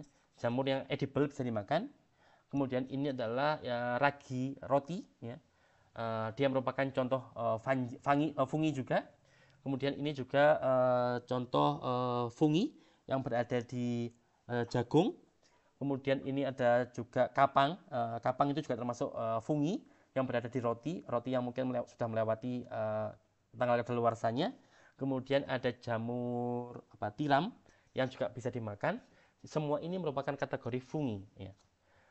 Beberapa fungi itu masuk kategori mikroba karena ukurannya sangat kecil. Contohnya adalah ini. Saccharomyces cerevisiae, ya, atau ragi roti. Berbeda dengan bakteri, ya, dan virus tentunya, fungi merupakan organisme eukariotik. Ingat, kalau prokariotik berarti dia tidak memiliki membran inti atau tidak memiliki inti sel. Tapi kalau kalau eukariotik berarti organisme ini sudah memiliki inti sel. Berarti ada membran plasma yang paling luar, ada sitoplasma, ada membran inti, ada nukleoplasma. Nah, itulah fungi. Fungi memiliki nukleoplasma dan membran nukleus. Fungi merupakan organisme eukariotik yang terdiri atas yeast atau ragi, molds atau kapang, mushroom atau jamur. Ya, jadi ini penjelasannya. Yeast itu adalah ragi, yaitu organisme uniseluler dari kelompok jamur. Jadi ini merupakan satu-satunya organisme uniseluler bersel tunggal yang eukariotik. Kemudian kapang itu seperti ini teman-teman, ya. Dia jamur yang berfilamen panjang-panjang, ya, yang tumbuh sebagai hifa.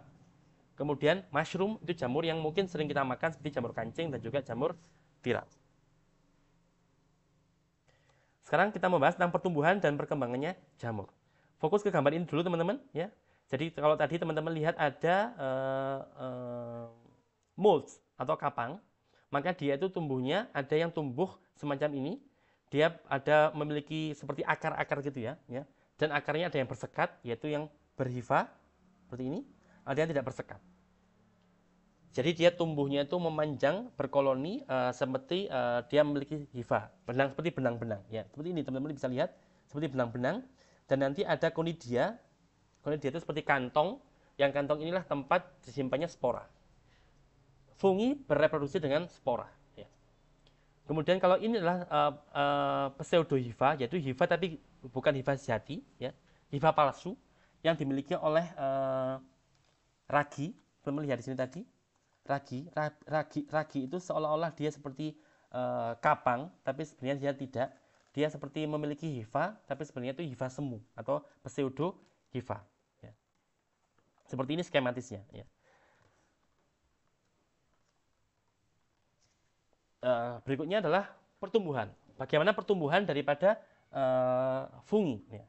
Jadi ada yang pertumbuhannya menggunakan hifa. Jadi tumbuhnya seperti ini. Jadi tumbuhnya menggunakan semacam ini, ya. Tumbuhnya ke samping, memanjang dan seterusnya. Terus tumbuh. Atau juga ada yang tumbuhnya itu dengan spora. Jadi spora yang ada di konidia ini nanti akan menyebar dengan bantuan angin atau air dan lain sebagainya. Jadi tumbuhnya itu menggunakan seperti itu, ya. Ada yang tumbuhnya menggunakan hifa, ada yang tumbuhnya menggunakan spora. Teman-teman mungkin lihat pernah apa ya, kalau kita bayangkan dengan tumbuhan yang besar itu ada tumbuhan yang akarnya itu ada akar stolon. Jadi akarnya itu memanjang, ada yang memanjangnya itu di atas permukaan tanah. Sebenarnya itu bukan akar, itu adalah seperti batang, ya. Seperti batang yang mana dia itu kalau dipotong itu nanti akan bisa memunculkan tumbuhan baru. Ya. Itu kalau tumbuhan tingkat tinggi. Tapi kalau di tumbuhan tingkat rendah seperti fungi itu disebut sebagai hifa.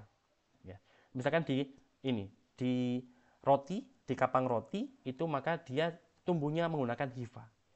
Jadi dia akan terus semakin melebar, semakin membesar karena tumbuhnya menggunakan hifa. Tapi kalau untuk tumbuhnya jarak jauh biasanya menggunakan spora. Ya, spora itu kayak biji, tapi ini namanya spora yang biasanya akan menyebar ke lingkungan jauh dengan bantuan angin ataupun air. Kemudian fase perkembangannya. Ingat tadi ada fase pertumbuhan, ada fase perkembangan. Pertumbuhannya itu berarti bertambah banyak atau bertambah besar ukurannya, bertambah tinggi atau bertambah panjang. Nah, tapi dalam konteks fungi, karena dia adalah organisme multiseluler, ya kecuali yeast tadi, maka dia ada istilah perkembangan. Dia juga berkembang. Maka yeast itu ketika dia hanya fokus untuk apa? Untuk mengambil makanan, untuk tumbuh saja, itu namanya fase vegetatif. Jadi dia hanya fokus untuk menambah ukuran, menambah panjang, menambah lebar, menambah besar, dan fokus untuk mengambil nutrisi, itu namanya adalah fase vegetatif.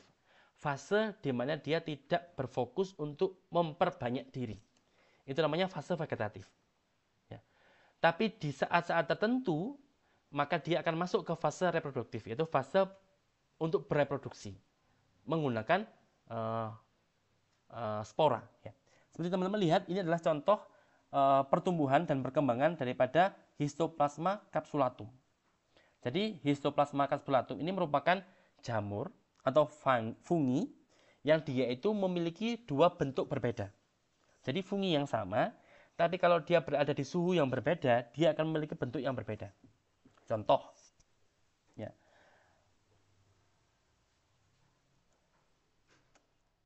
Di suhu luar, di suhu outdoor, ya suhu luar, dia itu akan tumbuh membentuk seperti ini, miselium. Ya seperti kalau teman-teman lihat bentukannya jamur yang ada di tempe atau jamur yang ada di roti. Ya tampilannya seperti itu. Jadi ketika Histoplasma capsulatum ini di suhu luar atau di suhu outdoor, dia akan tampilnya semacam itu. Jadi dia akan tampilnya berhifa, ya panjang-panjang semacam itu. Tapi ketika dia misalkan terhirup oleh manusia dan masuk ke dalam tubuh manusia, dan tubuh manusia itu suhunya sekitar 37 derajat Celcius, maka dia akan mengubah bentuknya dalam rangka untuk menyesuaikan dengan temperatur yang ada.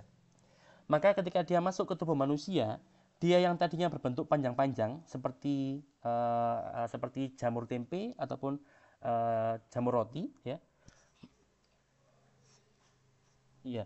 Maka dia akan mengubah bentuknya menyesuaikan dengan kebutuhan tubuh manusia. Agar apa? Supaya dia lebih tahan untuk hidup di dalam tubuh manusia. Maka dia akan berubah sehingga bentuknya menyerupai yeast, menyerupai semacam ini. Seperti ini.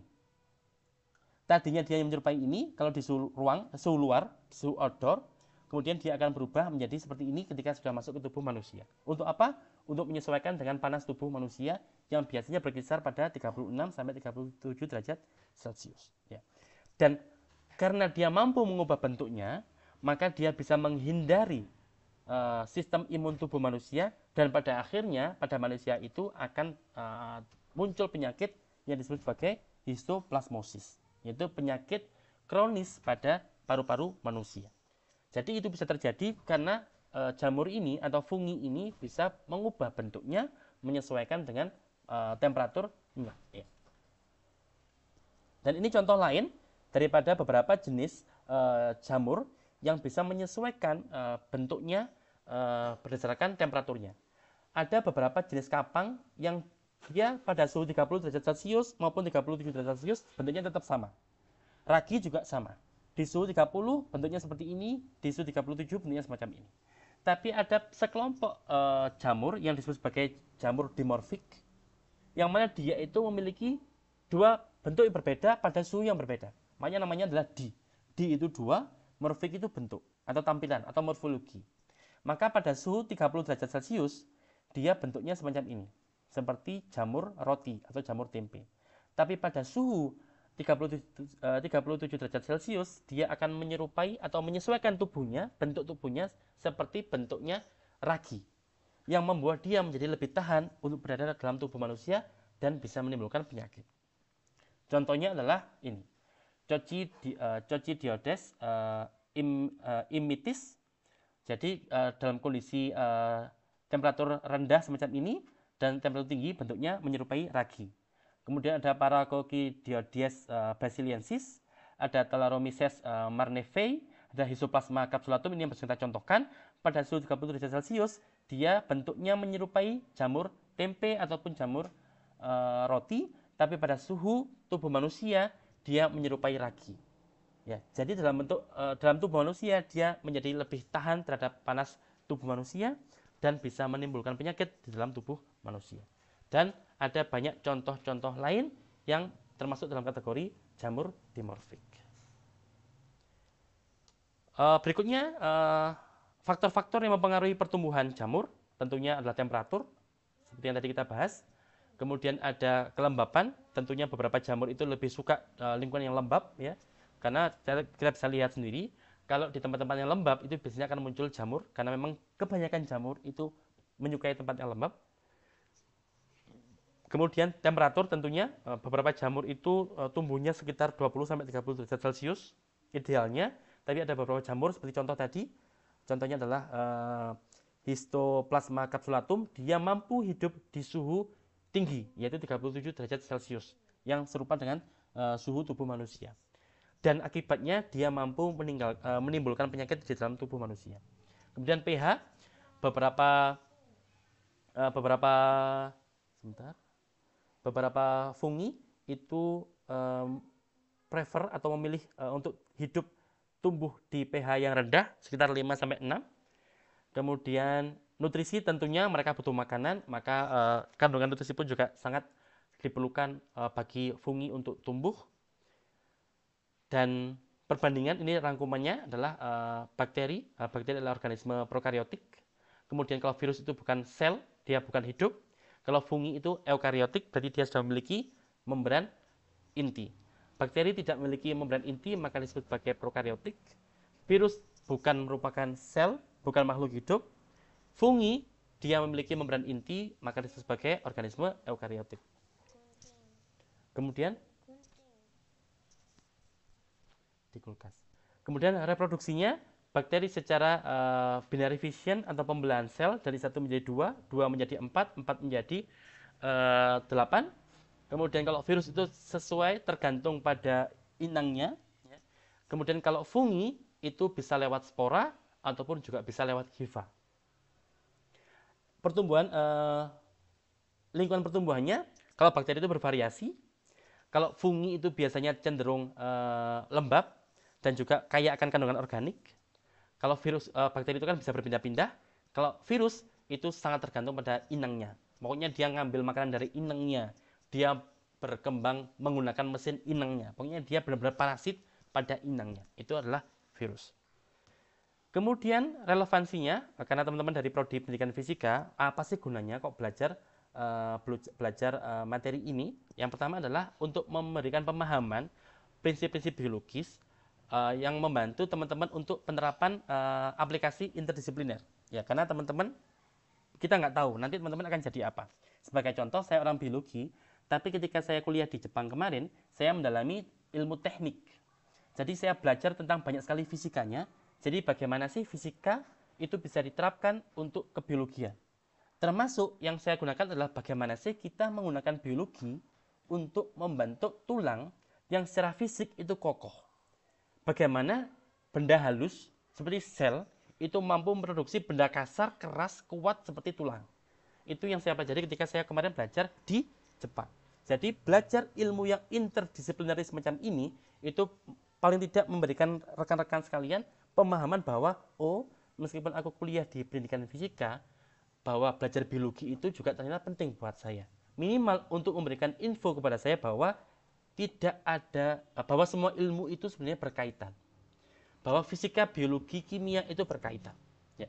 Jadi tidak ada, kita mustahil untuk memisahkan. Oke, fisika tok, biologi tok, kimia tok, itu mustahil.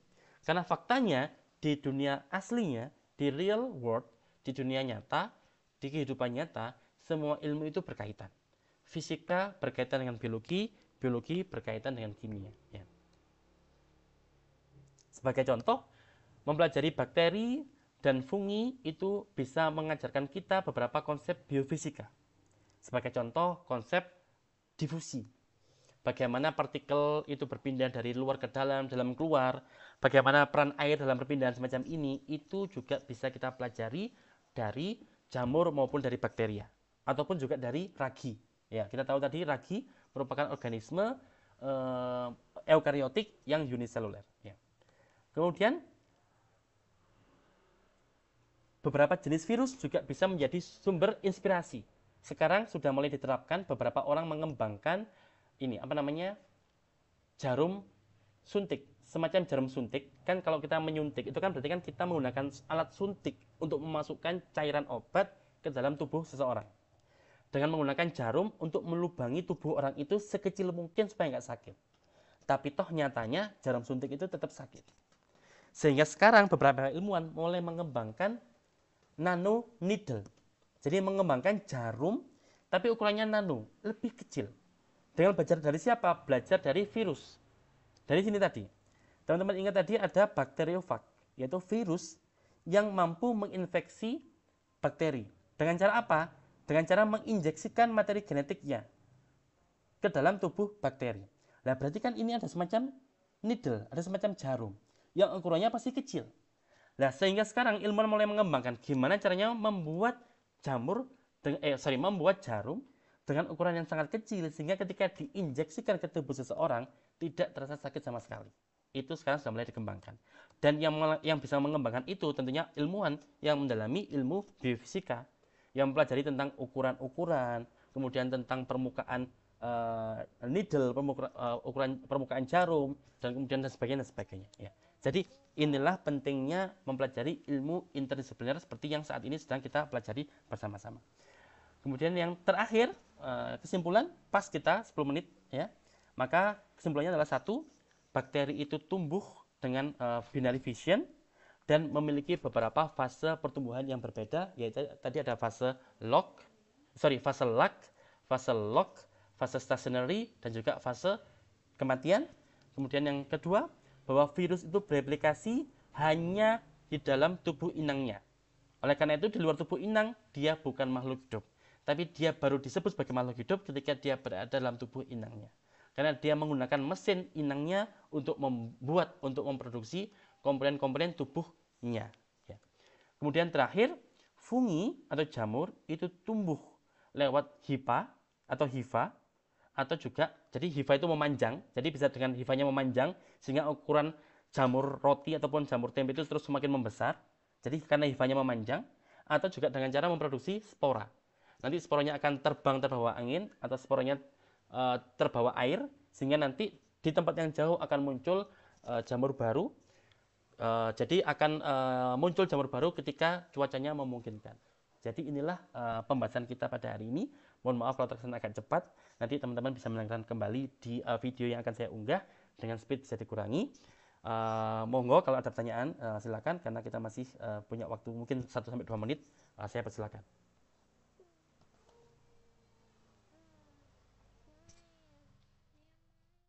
Ya, kalau betul sepertinya tidak ada, maka kita tutup. Sekali lagi mohon maaf atas kekurangannya, termasuk tadi kekurangan karena saya nggak sadar bahwa mikrofon saya hilang. Semoga nanti teman-teman bisa mengikuti lewat video yang akan saya unggah. Sekali lagi mohon maaf. Terima kasih atas waktunya.